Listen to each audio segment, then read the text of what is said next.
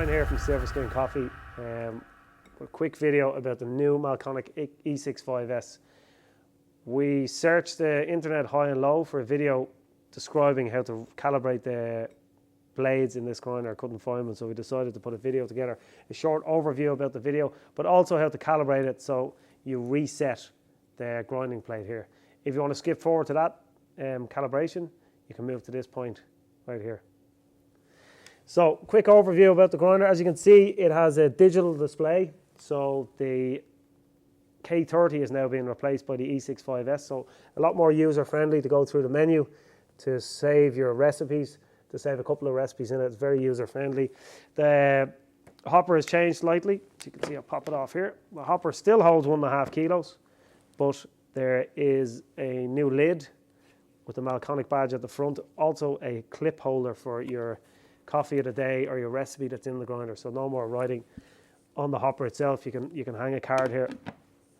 The adjustment is almost like every other grinder. So 0 to 8, the bigger you get, obviously the coarser it is. These grinders seem to come out and they're set kind of coarse.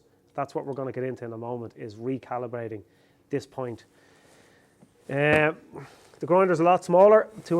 The footprint is a lot smaller. We've got a new ground tray here. To adjust this plate for your portafilter, you simply need to open both screws here. There is also a screw at the back of the hopper here, which holds the main hopper in place. Be careful not to lose this. Also not to take it out unnecessarily, because it's kind of hard to get back in. And when you have the grinder set, this is just the on-off. When you have it set, you can lock the grinder in place. So no more moving the plate, it stays in place.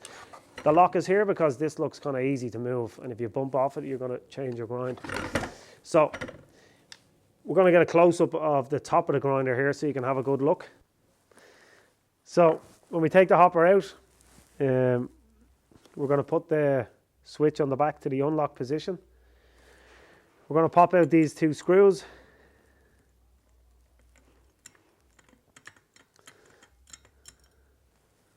Just be careful when you're taking the top part off that you don't turn it upside down, lose your screws or these little brackets inside.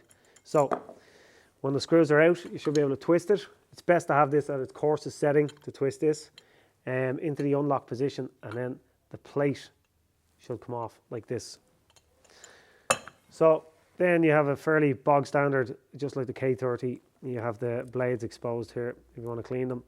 You can move this, take these screws and move this position to take the top blade out. I'm just going to hold this to remove the top plate. And what you are exposed to then is this piece here.